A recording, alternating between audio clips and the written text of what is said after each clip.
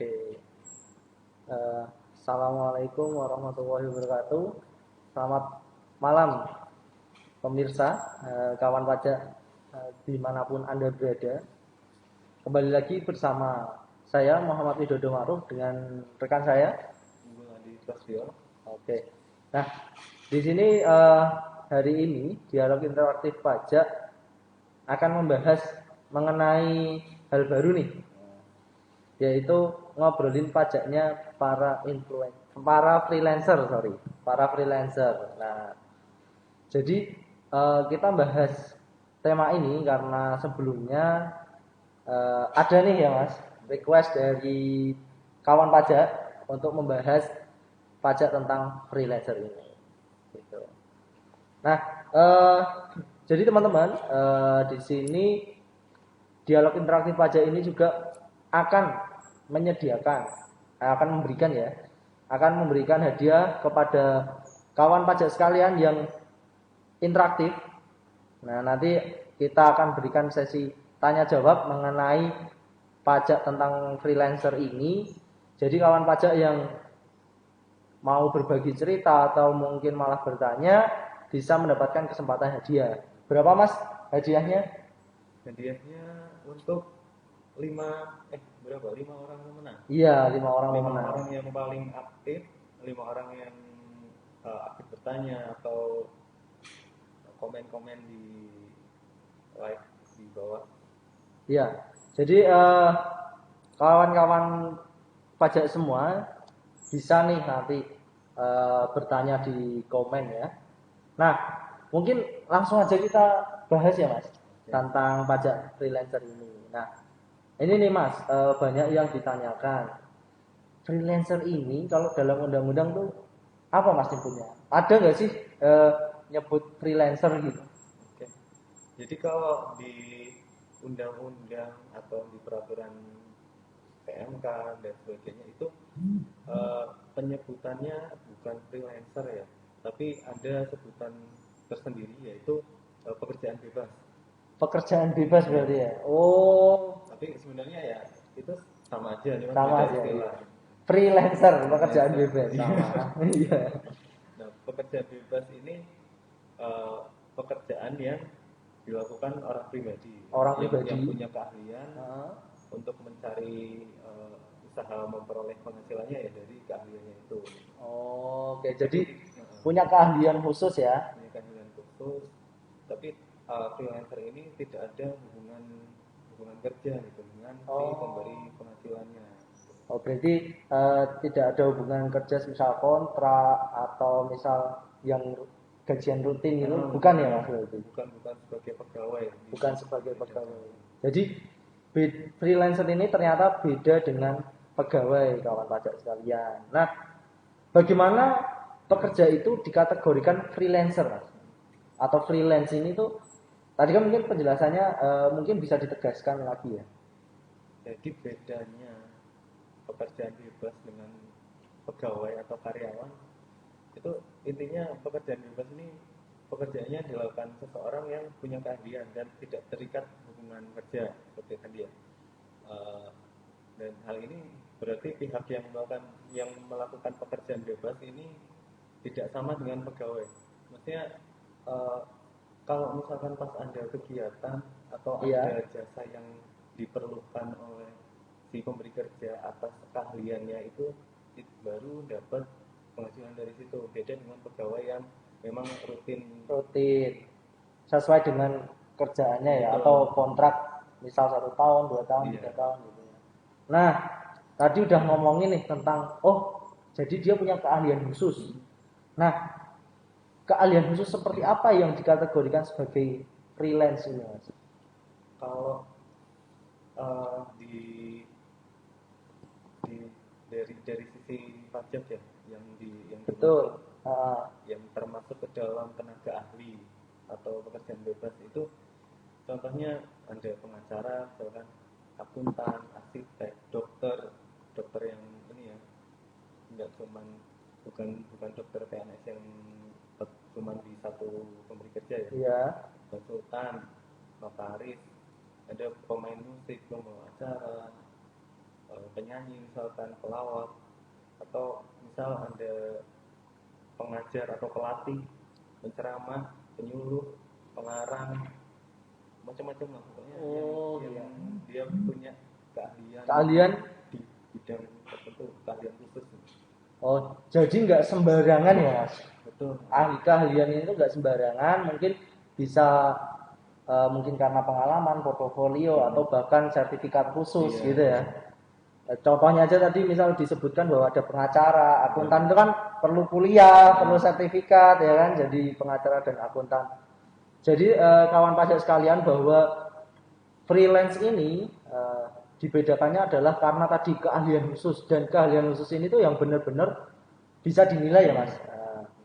Termasuk juga bagi kawan pajak sekalian yang menonton mungkin atau di kawan pajak sendiri, temennya, saudaranya yang jadi apa namanya penyanyi ya kan, penyanyi termasuk freelance ya kalau dia sendiri ya Mas. Atau fotografer, videografer sekarang kan. Iya. Nah itu kalau kerjanya sendiri dikelola sendiri itu masuk dengan pekerjaan bebas namanya, atau disebutnya kalau trennya ya freelance memang sekarang ya. Nah ini juga menarik nih Mas, mau nanya mengenai perantara. Nah perantara ini yang disebut tuh gimana Mas? Yang dikatakan perantara itu kayak reseller, dropshipper apa atau gimana itu sebenarnya? Perantara di sini lebih ke agen atau distributor gitu ya. Oh ya. Jadi dia tidak sebagai penjualnya langsung kali ya? Tidak, dia tidak sebagai penjualnya langsung, tapi dia cuma menghubungkan. Menghubungkan antara penjual dan pembeli. Nah, di sini masuk perantara. Masuk perantara, perantara cuma menerima imbalan atas jasa. Oh, iya iya. Berarti yang dikategorikan pekerjaan bebasnya adalah perantara itu mendapatkan jasa. Iya. Jadi dia tidak mengelola mengenai pengiriman barang, pembayaran dan lain-lain ya. Jadi hanya mempertemukan penjual dan pembeli. Iya. Ya, istilah ininya makelar gitu ya. Oh ya, kalau maklar. Kalau istilah modernnya Mas dropship namanya. Iya dropshipper ya kan lagi tren kan.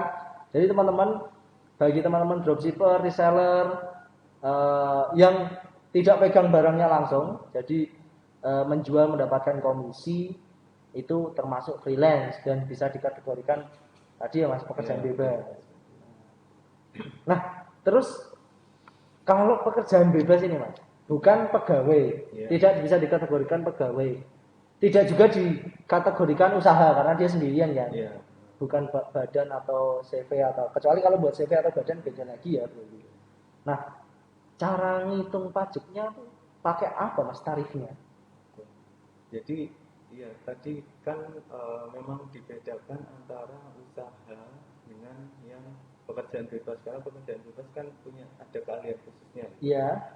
Kalau misalkan usaha kan seperti yang dialog pajak yang beberapa sesi kemarin, ada namanya UMKM, ada UMKM, iya PP23.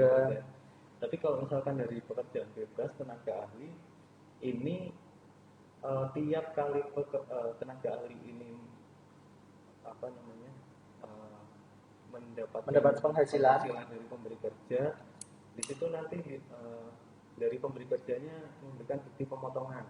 Memberikan bukti potong. Ya. Oh iya iya iya iya.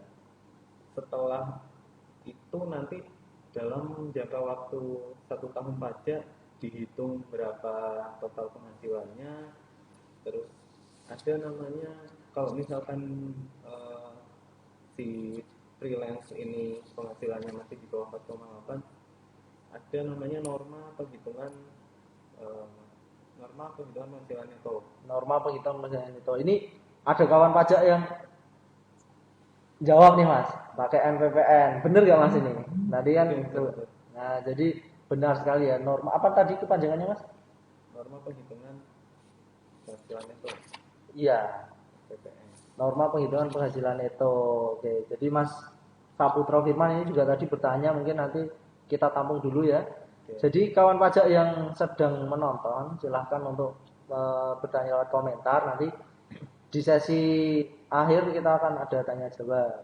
Dan yang paling interaktif akan mendapatkan hadiah. Ya kan kita sediakan 5 hadiah. Jadi kalau cuma 5 yang nanya ya udah berarti kalian dapat gitu. Nah, ini udah dijelaskan lumayan nih ya. Jadi penghitungannya tarifnya memakai NPPN. Ya kan?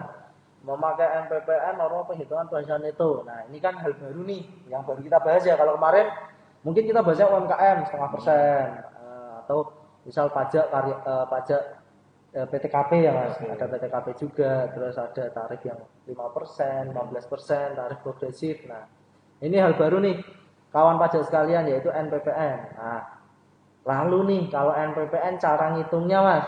Ini mungkin nggak bisa dioret-oret ya Mas. Jadi agak susah hafal-hafalnya. Jadi mungkin saya minta penjelasan yang pelan-pelan Mas. Nah, gimana nih Mas?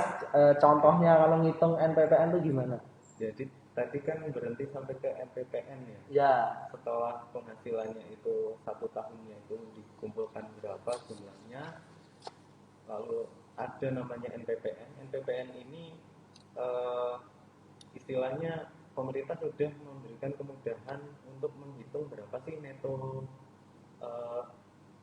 Bersihnya. benchmark Iya. neto dari jenis usaha apa jenis keahlian ini atau penghasilan dari sini ini berapa netonya benchmarknya. Nah dari situ ketemu kan berapa penghasilan netonya. Ya, kita simulasi contoh ya. Contoh.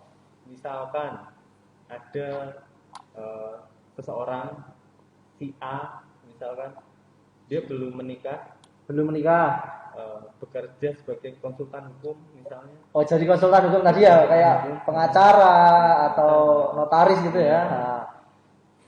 Dan tinggalnya di DKI Jakarta. Oke, DKI Jakarta biar mudah ya Mas. Iya, biar. Nah, penghasilan ini kalau freelance ini kan sebenarnya penghasilannya bakalan tiap bulan bakal beda-beda. Tapi di sini kita kasih contohnya penghasilannya itu 10 juta tiap bulannya misal. Kotornya berarti penghasilan kotornya 10 juta per bulan. 10 juta per bulan. Oke. Nah, dari 10 juta ini selama 1 tahun kan berarti 120 juta. 120 juta dalam 1 tahun. Ya kan 10 kali 12 teman-teman. Ya kan kawan pajak sekalian. Setelah ketemu kotornya dalam 1 tahun 120 juta tadi, ya itu dikalikan dengan norma penghitungan penghasilan neto NPPN. Dikalikan NPPN. Nah, berapa NPPN-nya, Mas? Kalau untuk jasa hukum ini, jasa konsultan hukum, ini kalau untuk kalau di PR 17-nya, ini PR 17 ini mengatur tentang norma penghitungan penghasilan neto yang terupdate ya, yang terakhir. Di situ ada 3 kategori tarif. 3 kategori persentase netonya. Iya. Berdasarkan apa? Berdasarkan yang wilayah. pertama wilayah. Dasarnya wilayah 10 ibu kota provinsi, ya kan? Ibu kota provinsi lain dan wilayah lain.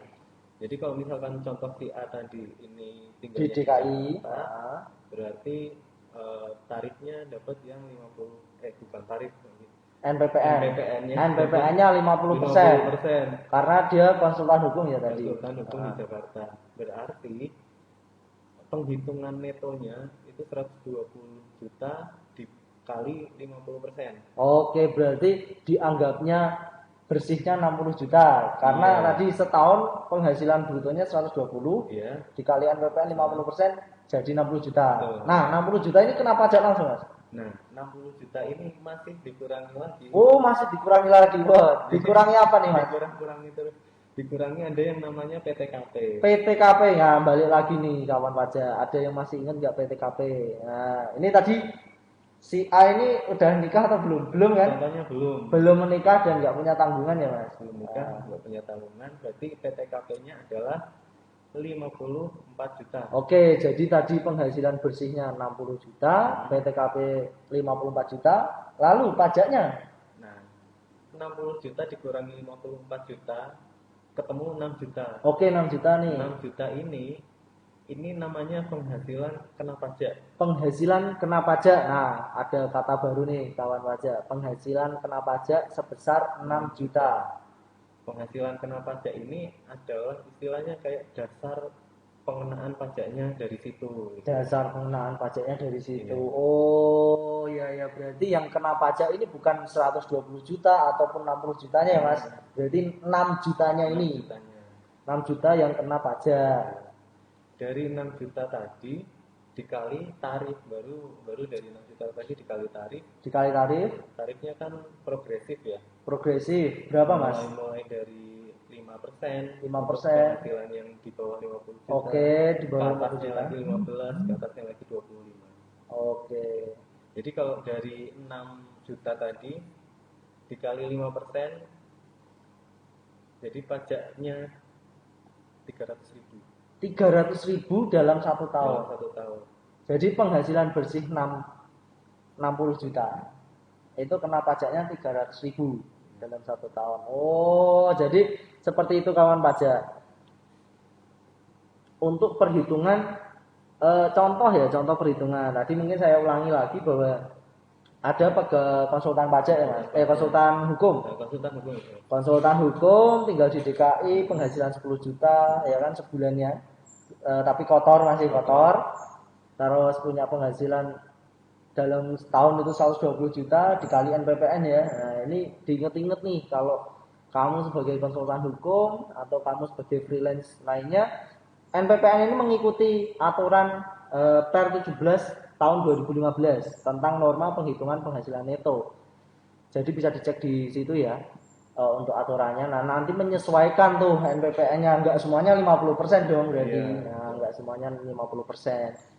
Nah, tadi masih juga dikurangi setelah dikali NPPN, dikurangi PTKP, nah menjadi penghasilan kena pajak sebesar kalau tadi si A itu 6 juta dikali 5%, karena masih totalnya penghasilan kena pajaknya di bawah 50 juta.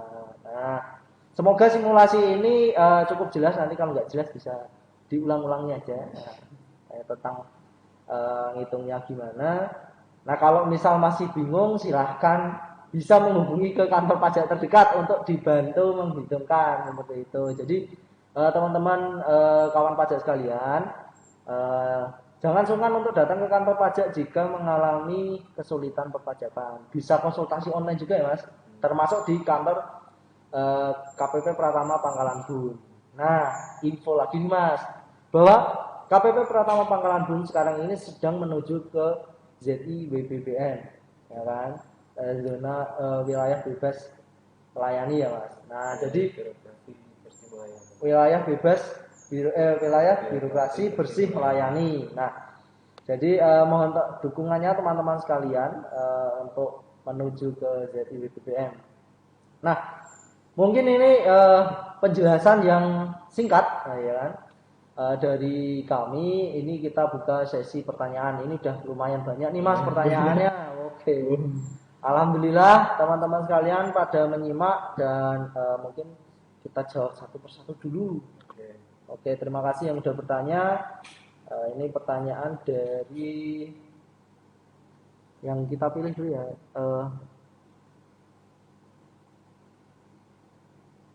Oke, izin bertanya dari Saputro Firman. Halo Pak Saputro, masih join nggak nih Pak Saputro? Kita baca pertanyaan dulu ya. Kolaborasi yang seperti apa yang diharapkan antara pemerintah dan masyarakat dapat meningkatkan kesadaran pajak di kalangan masyarakat khususnya para freelancer. Nah, kira-kira kolaborasi apa nih Mas maksudnya? Nah, kalau dari sisi kolaborasi antara pemerintah dengan freelancer, dengan masyarakat ya. Bentuk, jadi untuk meningkatkan kesadaran pajak ini kan sebenarnya dari mana-mana ya. Kita contohnya aja kita mulai dari calon pembayar pajak atau calon pengusaha calon freelancernya itu sendiri ya. Misalnya seperti yang kemarin sudah dilakukan, ada pajak bertutur ke sekolah yang atau kelas pajak ya Mas. ada juga kelas pajak yang kemarin kita contoh contoh untuk kesadaran pajak dari tingkat yang paling anak-anak mudanya kan ada di dialog pajak yang kemarin ya. Iya, dialog pajak yang kita ngundang anak SMA ya. Kalau kita lihat respon dari anak-anak SMA-nya, kita lihat apa namanya dampak yang timbul kepada mereka, ada sebenarnya ada kesadaran, sudah mulai muncul percikan-percikan ini ya, kesadaran pajak. Mereka eh, malah bisa jadi kayak mengedukasi sesama teman-teman di lingkungannya gitu. Iya, jadi influencer. Jadi influencer. Jadi influencer tersendiri bagi lingkungannya. Selain dari yang tingkat sebelum jadi pengusaha atau tingkat yang anak-anak mudanya, kita juga membuka diri. Ya contohnya seperti kita ini kan ada dialog perpajakan. Kita ada yang mau tanya apapun kita buka. Selain itu juga kita buka kelas pajak. Kelas pajak. Kelas pajak ini saat ini sih kita Masih menyasar untuk pegawai ya Mas kalau kelas pajaknya. Karena semuanya rencananya kan pasti bakal digandeng. Iya, digandeng. Pertama kelas pajak, ada juga BDS. BDS. Nah, BDS itu gimana tuh Mas? BDS itu istilahnya seperti program CSR-nya DJP ya. kepada para pengusaha atau ya orang-orang yang berusaha gitu ya. Oke. Kita berikan bantuan berupa Edukasi ya untuk pengembangan usahanya.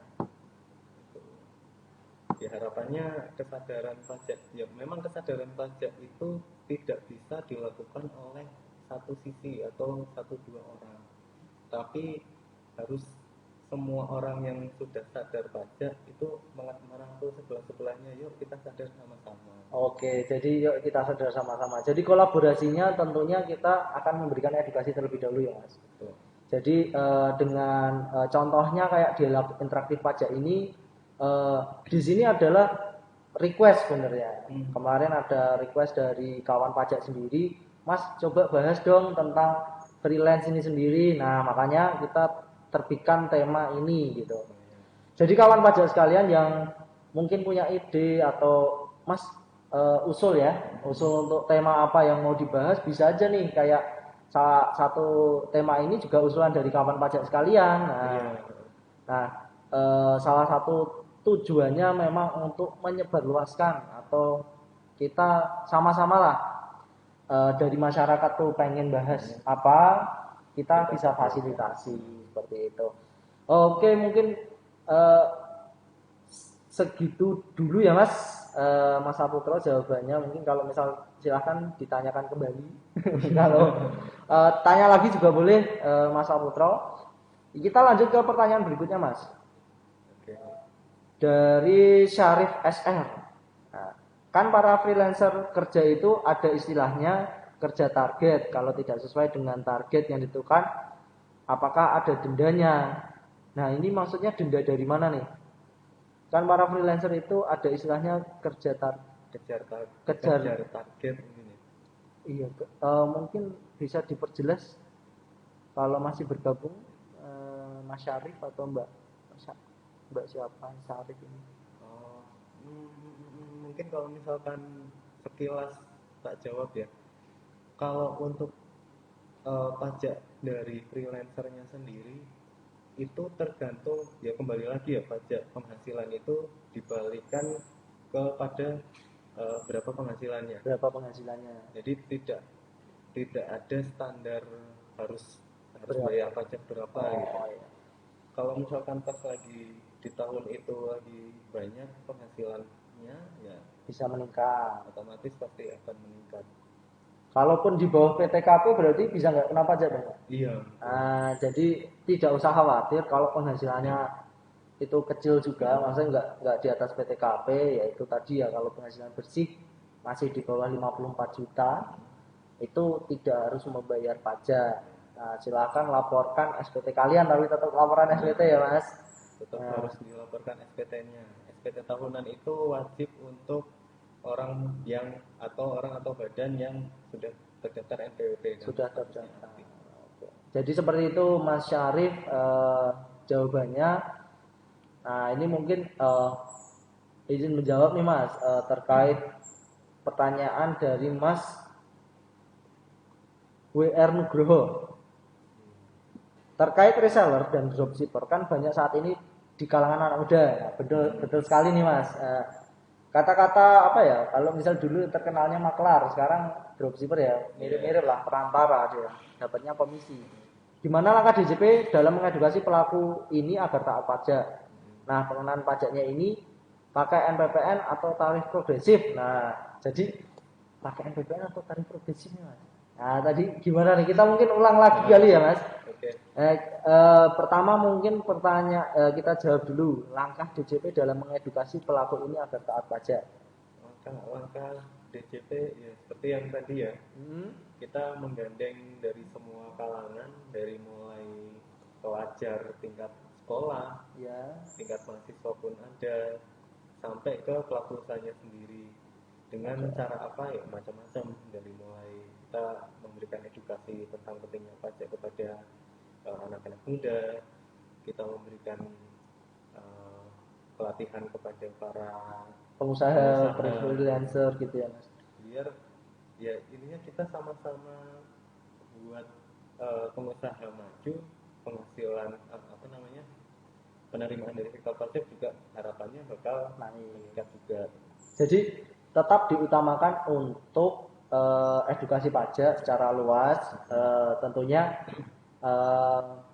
kedepannya kita akan merangkul berbagai komunitas ya Mas, komunitas yang ada di wilayah Kota Waringin Barat atau sekitarnya untuk bersama-sama. Oh yuk kita belajar pajak dulu nih. Mungkin PR kita di Indonesia ya Mas, itu adalah banyak orang yang sebenarnya nggak tahu pajak tapi udah menghindar, ya kan? Jadi udah banyak yang menghindar sebelum mengenal pajak. Padahal kalau misal dipikir-pikir pajak itu bisa dikatakan baik Mas. Karena manfaatnya banyak Mas. Bisa diceritakan nggak Mas manfaat pajak itu? Apa aja sih sebenarnya? Mungkin di sini teman-teman kawan pajak sekalian biar mendengar nih, nanti kalau misal udah tahu kan bisa share ke teman-temannya lain. Jadi memang apa ya kalau dibilang penyakit ya. Penyakit kita ini belum kenal tapi hawa-hawanya sudah mengerikan, jadi kita hindari tanpa mau coba mengenal gitu. Iya. Sementara sebenarnya kalau pajak sendiri kan fungsinya banyak ya. Fungsinya banyak. Dari mulai kita belum lahir kita dapat, mungkin pas masih di dalam kandungan kita dapat fasilitas ini itu dari pemerintah, dari sisi kesehatan, dari sisi infrastruktur jalan ini itu, sampai pas kita udah lahir kita sekolah ya kan, mendapatkan edukasi dan bantuan operasional sekolah juga ada, sekolah gratis. Mulai dari dalam rumah aja kan ada subsidi macam-macam yang sumbernya juga salah satunya, sumber terbesarnya memang saat ini masih dari sektor pajak. Jadi kawan pajak sekalian, bahwa kita membayar pajak itu sebenarnya membantu banyak orang. Iya kan, membantu banyak orang, termasuk orang-orang yang mungkin kurang beruntung ya daripada kita sendiri. Nah, oke, terus ternyata ada lanjutannya nih Mas. Apakah kalau misal reseller dan dropshipper itu kena NPPN atau tarif progresif? Nah, mungkin bisa kita ulang Mas. NPPN itu untuk apa? Tarif progresif itu gimana pengenaannya? Jadi dropshipper atau freelancer atau tenaga ahli itu setelah dia mempunyai sudah tahu berapa penghasilan kotornya dalam 1 tahun, cara mudah yang diberikan oleh DJP untuk menghitung penghasilan bersihnya adalah salah satunya dengan NPPN itu. NPPN. Jadi untuk menghitung biaya ya Mas? Iya, Dari menghitung biaya atau otomatis gitu ya. mencari netonya lah. Netonya bersihnya berapa? Karena itu udah melalui riset ya mas, maksudnya Betul. penentuan tarifnya itu. Jadi benchmarking dari berbagai usaha yang sejenis. Karena mungkin para freelancer atau dropshipper ini nggak ngitung biaya misalnya, Iya. jadi nggak mencatat, nggak melakukan pembukuan, jadi gampangnya pakai NPPN aja, lebih sederhana sebenarnya. Memang MPPN ini kan sebuah kemudahan khusus untuk orang yang ini ya masih di bawah 4,8 terus Hmm. dia bingung pembukuan daripada bingung pembukuan gimana ya udah mengajukan diri untuk menggunakan NPPN untuk menghitung penghasilan bersihnya. Nah, terus hubungannya dengan Tarif progresif. tarif progresif itu adalah tarif pajaknya. Jadi setelah ketemu netonya ngitung dari NPPN, baru hasil netonya tadi dikurangi PTKP, dapat penghasilan kena pajak dikalikan tarif progresif. Nah, jadi seperti itu ya, Mas. Siapa tadi? Bentar. Mas Nugroho. Mas Nugroho, oke, Mas WR Nugroho. Jadi perbedaannya adalah NPPN itu untuk menghitung biaya. Kalau tarif progresif itu tarif yang dikenakan atas penghasilan kena pajak. Betul. Nah, seperti itu. Nah, kita udah lumayan lama nih, 40 menit atau 30 menitan ya, karena kita tadi 10 menit untuk persiapan. 30 menit kita udah bersama kawan pajak sekalian. Mungkin kalau ada pertanyaan lain, ini baru 3 penanya nih. Masih ada 5 hadiah, yang paling interaktif pokoknya dapat hadiah. Hadiahnya akan kita kirim langsung ke rumah Anda. Oke. Atau Anda yang mau berpendapat misalkan silakan. Iya, mungkin ada cerita pengalaman tentang perpajakannya atau usahanya, misal jadi pekerjaan bebas ya mas. Iya. Selamat datang bagi yang baru menonton. Oh ya, ini juga nanti akan kita posting ulang, ya kan, di Instagram kita. Jadi yang bagi yang ketinggalan bisa nonton dari awal nanti. Dan dialog pajak yang seri-seri sebelumnya juga bisa ditonton ulang ya berarti ya Di Instagram. Oke, nanti silahkan klik di guide KPP Pratama Pangalampun di profil, terus yang ada gambarnya kayak majalah itu bisa diklik, bisa nonton nih penjelasan mengenai tema-tema pajak sebelumnya. Nah, gitu. Oke, ini pertanyaan yang diajukan oleh kawan pajak melalui komentar ataupun komen di IG di story postingan IG ya, story IG dari @rinsaira. Nah, aktif banget ya Bu Rina ini. Jadi pertanyaannya bentar. Pertanyaannya seperti ini mas, berapa minimal penghasilan yang dikenakan pajak oleh freelancer ini mas? Oke, penghasilan minimalnya itu berapa? Jadi kita request lagi ya, kalau penghasilan minimal yang dikenakan kepada freelancer ini kembali lagi ke ini sama dengan orang pribadi pada umumnya ya, ada yang namanya PTKP.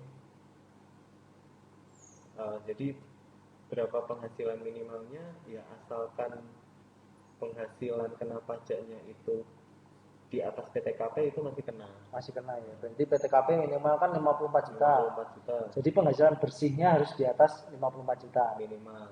Nah, berarti minimal banget penghasilan bersihnya itu 54 juta. Seperti itu ya Bu Rina.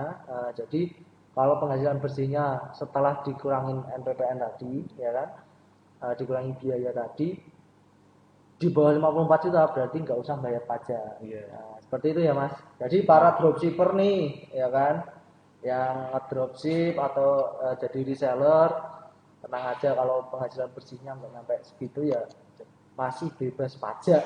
54 juta ini kan juga tarif PTKP yang terendah ya. PTKP yang terendah. 54 juta itu untuk menanggung penghasilan tidak kena pajak atas satu orang sendiri yang tidak menanggung siapa-siapa yang belum menikah. Jomblo ya jadi. Jomblo. Nah, makanya. Beda kalau misalkan sudah menikah terus punya dua atau satu atau dua tanggungan itu nanti ada penambahan untuk PTKP-nya. Iya. Jadi ada nambah ya tiap tanggungan 4,5 juta ya Mas. 4,5 juta. Nah, tambahannya. Jadi setiap punya istri, punya anak ya sampai berapa Mas tanggungannya? Tiga tanggungan. 3 tanggungan. Berarti punya istri, punya anak 3 itu masih nambah ya berarti PTKP-nya. Iya. Nah, jadi Kalau misalkan ini untuk satu istri dan 3 tanggungan ya. Kalau istri lebih dari satu itu tidak ditanggung. oke. Udah nggak usah lanjut Mas. Oke, seperti itu Bu Rina. Terima kasih atas pertanyaannya. Nah, ini ada pertanyaan lagi dari Mas WR Nugroho nih. Bentar. Oh ini ada sebentar saya cari yang ini. Oke. Mengenai NPPN, apakah ada ketentuannya seperti PPh final 0,5%? Yaitu kalau PPh final ini kan WP maksimal 7 tahun. Kalau NPPN ada ketentuannya nggak Mas? Tahun batasan tahunnya itu nggak? Oke. Jadi kalau NPPN ini batasannya adalah penghasilan kotornya selama di bawah 4,8 berarti masih ada fasilitas untuk bisa menggunakan NPPN ya untuk sampai saat ini ya. Seperti itu ya Mas. Jadi tetap mengacu pada Perpres 11 Iya, tahun 2015 ya Mas. Nah, jadi nggak ada batasannya, beda sama apa PP 23 Kalau PP 23 ada ininya ya, ada jangka waktu pemanfaatannya. Nah ini pertanyaan lanjutan. Wah, makasih Mas WR Nugroho udah aktif. Ini mungkin kemarin ngikutin juga Mas. Oh iya. Tentang penjelasan kita tema sebelumnya ya tentang PP 23 bisnis ya kan. Nah, seperti itu. Nah, pertanyaan selanjutnya, apakah bisa menggunakan perhitungan NPPN seterusnya selama belum mencapai 4,8 miliar? Nah, bedanya nih Mas, ketika udah lebih dari 4,8 sama sebelum 4,8 ini bedanya apa? Oke.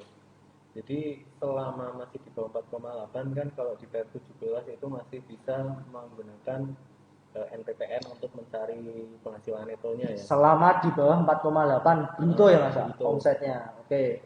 Nah, apabila ternyata penghasilan brutonya itu sudah di atas 4,8 ya harus ada pembukuan.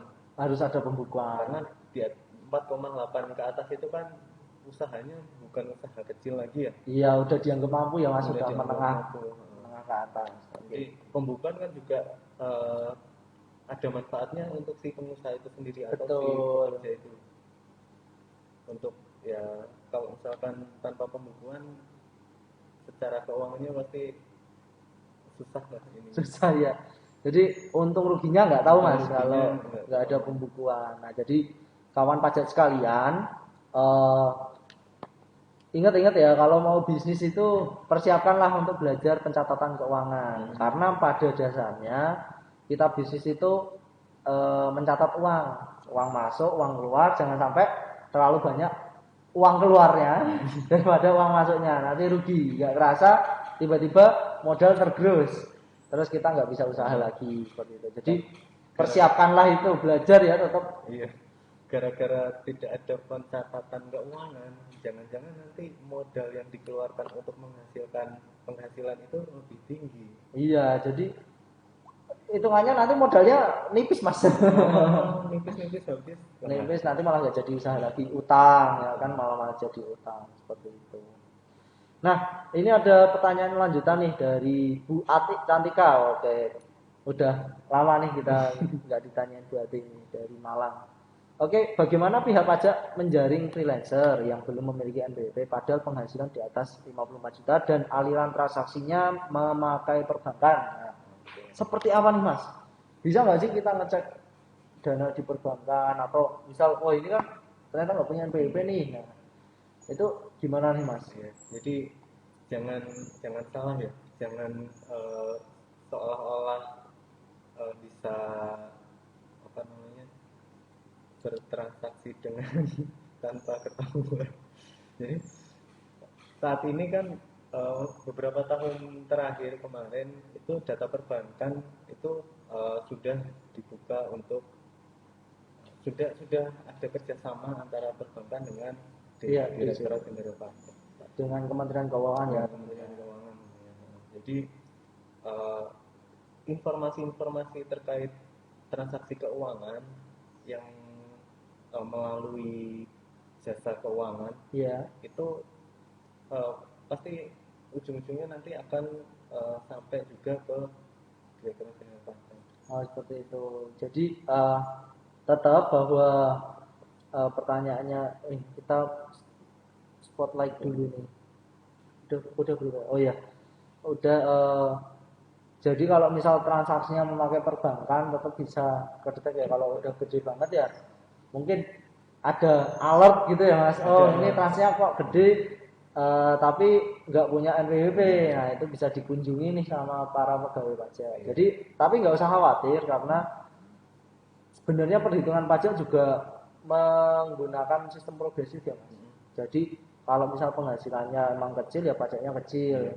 Kalau misal penghasilannya semakin besar ya tentunya pajaknya semakin besar. Karena itu termasuk ke sifat pajak itu sendiri yaitu redistributif ya. Jadi dia pajak itu untuk orang kaya, yang kaya bayar pajak banyak untuk orang yang belum kaya. Nah, seperti itu. Salah satu bentuk keadilan sosial bagi seluruh rakyat Indonesia. Oh, Pancasila. Ini berhubung ini kita sebenarnya memperingati Mas dari kesaktian Pancasila. Pas banget. Jadi kalau misal ngomongin tentang pajak dan Pancasila ini sempat kepikiran nih Mas bahwa dengan kita membayar pajak kita tuh mengamalkan seluruh sila di Pancasila ya. Ketuhanan yang Maha Esa gitu kan ya kan. Di pajak juga banyak untuk kegiatan sosial, beragama dan lain-lain. Kita memberikan sesuatu ke orang lain kan pasti ada balasannya. Iya, betul. Jadi sisi agama. Dengan membayar pajak kita bantu orang lain, nah tentu itu sebuah keberagaman ya, kemanusiaan yang adil dan beradab. Kan kita memberikan keadilan nih. Yang kaya ya kena pajaknya tinggi. Kalau yang masih belum nih, masih pendapatannya rendah, kalau misal dengan kriteria tertentu nggak usah bayar pajak, nggak usah bayar pajak. Tapi tetap bisa memanfaatkan. Tapi kalau yang udah mampu, ya kan seharusnya mampu, tapi nggak mau bayar. Nah ini yang salah nih. Kenapa dia tidak kemanusiaan yang adil dan beradab? Kenapa nggak adil? Karena dia mampu, dia seharusnya bayar pajak, tapi nggak bayar pajak. Nah itu mungkin perlu kesadaran ya dari kita juga mengadakan kegiatan seperti ini untuk menyadarkan nih, oh pajak tuh manfaatnya ini loh. Gitu. Dan tentunya ketika kita bayar pajak ya apa sih Mas? Persatuan ya Mas. Gotong royong ya. Gotong royong. Jadi yang kecil dengan semampunya berkontribusi, yang besar dengan kemampuannya berkontribusi memajukan negara. Ya, saling membantu, saling yang terlebih bisa mensubsidi yang kekurangan. Dan ini lanjut nih Mas yang keempat ya kan, kemusyawaratan. Jadi pajak ini juga hasil musyawarah nih ya. Undang-undang perpajakan itu juga hasil musyawarah nih. Dengan tarif segini, tarif segitu kan. Dengan perhitungan ini itu yang susah banget, tapi kalian kawan pajak nggak usah khawatir. Kalau misalnya ada pertanyaan silahkan ditanyakan ke KPP Pratama Pangkalan pun juga bisa. Secara langsung datang ke kantor ataupun bisa secara online seperti itu. Jadi udah pajak tuh emang mungkin ribet, wah kok ribet banget ya ngitung pajak gitu. Cuma kalian hanya perlu ngitung bagian kalian aja, nggak perlu memahami yang lain sebenarnya. Kecuali kalian konsultan pajak, akuntan atau yang lain kan perlu belajar. Tapi kalau misal pengusaha ya udah belajar pajaknya pengusaha, pedagang belajar pajaknya pedagang. Misal pekerjaan bebas ya kan di sini. Ya udah pelajarin aja pajak yang perlu kalian tahu aja gitu dengan berkontribusi untuk negara. Akhirnya menuju ke sila kelima Mas. Yang tadi Mas sebutin. Bagi seluruh rakyat Indonesia. Iya, keadilan sosial bagi seluruh rakyat Indonesia. Dengan adanya pajak ini tentunya pembangunan makin merata, pendidikan gratis, kesehatan gratis ya kan. Dengan kesehatan gratis katanya gratis kok bayar BPJS, jangan salah. BPJS itu digunakan untuk mensubsidi banyak loh, ratusan 100 juta orang lebih yang mendapatkan BPJS-nya itu ditanggung pemerintah. Jadi jangan salah. Yang bayar ya yang mampu seperti itu. Yang nggak mampu ya udah masuk ke program pemerintah aja. Jadi gratis ya kan jaminan kesehatannya.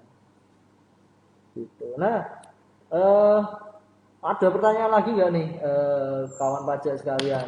Kita malah bahas tentang Hari Kesaktian Pancasila nih. Mumpung memperingati ya Mas. Tadi dari sila pertama sampai sila kelima kita bisa jelaskan kegunaan fungsi dari pajak itu sendiri ya. Ternyata dengan sadar pajak, dengan membayar pajak kita juga mengamalkan Pancasila itu sendiri. Jadi Pancasila itu nggak hanya diucapkan dengan lisan ternyata. Dengan kita bayar pajak kita udah mengamalkannya secara langsung semuanya. Oh ya. Nah, makanya itu kawan-kawan pajak jangan lelah berhenti belajar pajak ya kan. Terus ikuti dialog pajak, dialog interaktif pajak di KPP Pratama Pangelang. Kalau misalkan mau ada tema yang lain atau sesuai dengan apa yang dihadapi kawan pajak semuanya, ya request saja apa yang pengen dibahas, tadi kita akan fasilitasi, kita bahas. Kita bahas. Oke. Jadi kita akan hadir tiap 2 minggu ya Mas untuk membahas sesuai dengan kebutuhan kawan pajak sekalian di KPP Pratama Pangalan pun ini ya, Kota Waringin Barat sekalian. Nah, jadi biar lebih memahami ya tujuannya.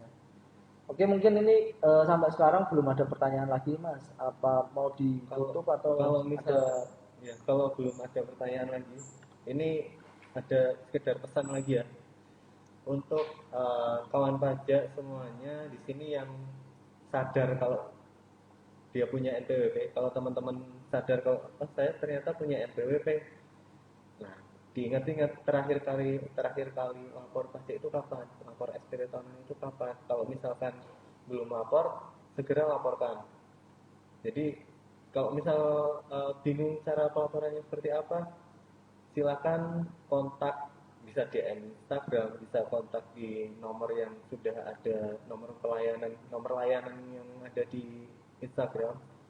Ada juga silakan datang langsung bisa, kita siap melayani dari jam 8 pagi sampai jam 4 sore tanpa istirahat ya. Full jam 8 sampai jam 4. Jam 12 pas makan siang pun tetap ada yang jaga. SPT tahunan itu untuk orang pribadi maupun badan. Jadi kalau misalkan pernah punya badan usaha, terus pernah daftar NPWP tapi urusan pajaknya ternyata lupa, oh iya saya kayaknya dulu punya NPWP, ya silakan datang ke kantor karena ada kewajiban pelaporan SPT tahunan. Atau ini Mas, kalau hilang gimana kartunya Mas? Aku dulu punya cuma hilang. Itu bisa buat baru ya Mas?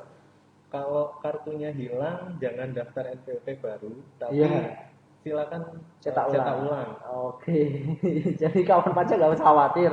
Yang hilang udah jelek ya kan? Udah kartunya patah atau gimana? Silahkan ganti aja ke kantor pajak biar punya yang baru ya kan? Dan semua pelayanan di KPP Pratama Bangkalan Bun itu gratis tanpa dipungut biaya. Gratis tis pokoknya. Dan jangan nggak usah ngasih apa-apa. Kita perlu kesadaran dan kontribusi kawan pajak semua. Siap.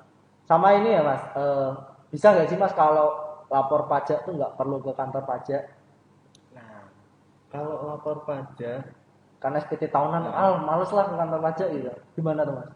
Jadi udah lama banget ya untuk cara pelaporan itu bisa melalui online. Oh, melalui online bisa nih, pakai HP berarti? Pakai HP bisa, pakai yang bahkan pakai HP pun bisa, apalagi pakai komputer, laptop gitu. HP Bapak bisa Mas. Tapi smartphone ya maksudnya jangan HP yang HP jadul nggak bisa ya. Oke. Jadi silakan aja coba masuk ke website djponline.pajak.go.id djponline.pajak.go.id. Atau kalau misalkan bingung lapor pajak online, itu nanti di atas udah tinggal cari yang ini aja, yang pajak go ID DJP online lah, e-filing lah, itu nanti silakan diklik aja, bisa cari tahu sendiri. atau kalau misalkan bingung bisa datang ke sini. Yang jelas untuk pelaporan SPT tahunan baik itu badan ataupun orang pribadi ya sudah ada fasilitas untuk melaporkan sendiri lewat online gitu. Oh, jadi seperti itu ya Mas. Jadi teman kawan pajak sekalian nih ya, masih ke belepotan nih Mas.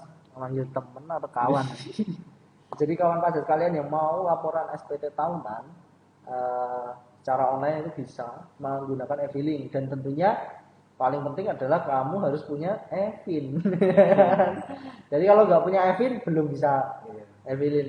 E-finnya lupa, oke, e-finnya lupa bisa chat WA di nomor layanan kita ya, nomor layanan KPP Pratama Pangkalan Bun atau ya udah kalau misal aku mau ketemu mbak-mbak cantik di Di ini TPT di di loket-loket. loket KPP nih ya udah datang aja kalau mau ketemu mbak-mbaknya ya.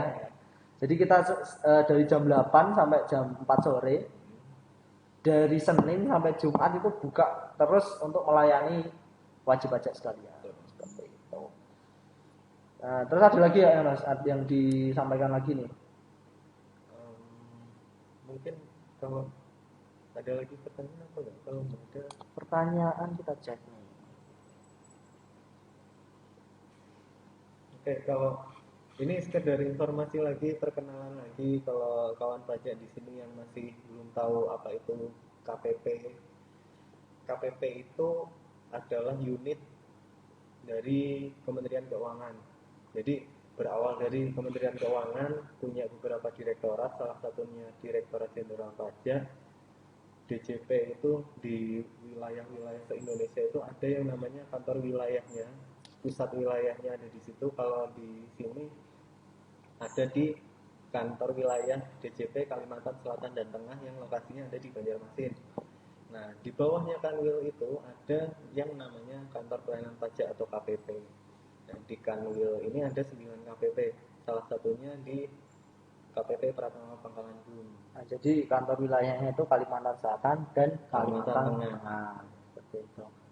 Oke, jadi seperti itu ya kita mengurusi pajak penghasilan, Pajak penghasilan, pajak pertambahan nilai dan pajak final lainnya. Nah ini ada pertanyaan nih Mas. Mungkin ini tambahan ya dari Mas WR Nugroho. Terima kasih banyak Mas Nugroho udah aktif banget nih di sesi kali ini. Kalau NPPN apakah bisa melakukan pembukuan sebelum omsetnya 4,8 miliar? Jadi NPPN ini eh, bentuk fasilitas ya. Jadi mau dipakai silakan, tidak dipakai silakan. Hmm, Kalau misalkan mau dipakai ya silakan ajukan pemberitahuan mau menggunakan NPPN. Kalau ya, misalkan tidak mau menggunakan ya bisa langsung dengan cara pembukuan. pembukuan. Oke. Kalau eh, memang sudah melakukan pembukuan dari awal karena memang kebutuhan untuk usahanya itu ada pembukuan, ya silakan laporkan pembukuannya. Oke.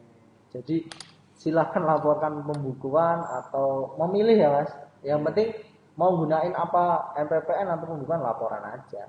Ya, jadi pemberitahuan kita dulu ya.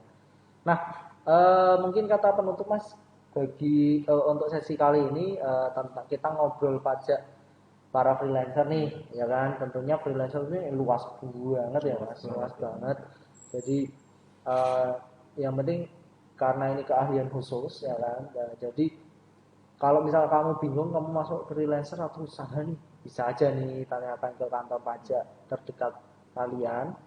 Eh, Kata penutup dari Mas Unggul nih apa nih?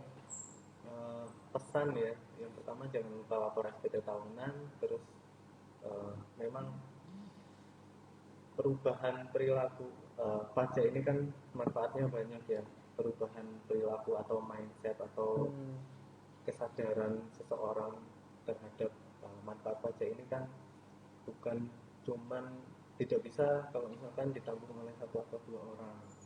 Jadi perubahan mindset tentang kesadaran pajak manfaat pajak ini merupakan tanggung jawab dari edukasinya ini tanggung jawabnya kita semua yang kita sudah semua. membayar pajak.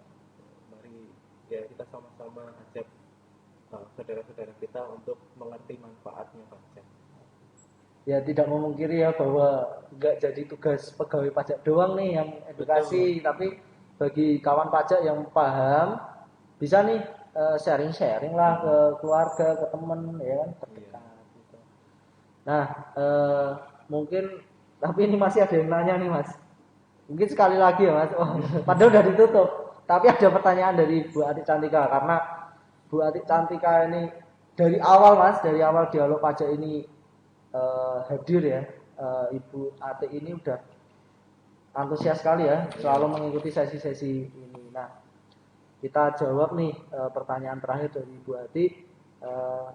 Freelancer seperti makelar perumahan apakah juga bisa disebut UMKM? Itu bisa nggak Mas kalau misal pakai pajak UMKM kalau freelancer makelar?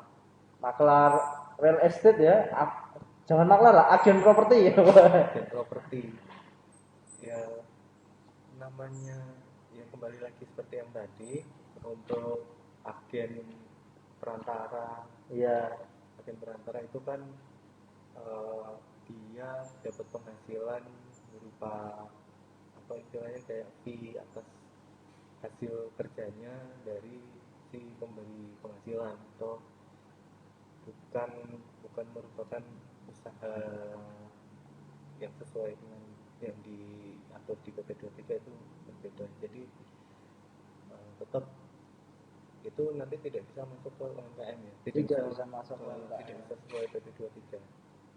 Oke, jadi tidak bisa ya Bu.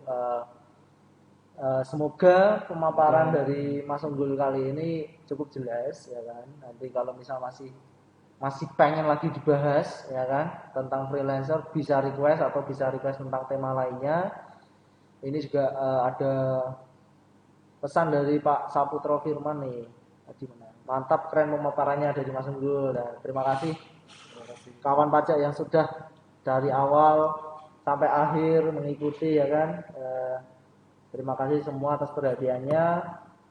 Sampai jumpa di dialog interaktif pajak berikutnya. Dadah.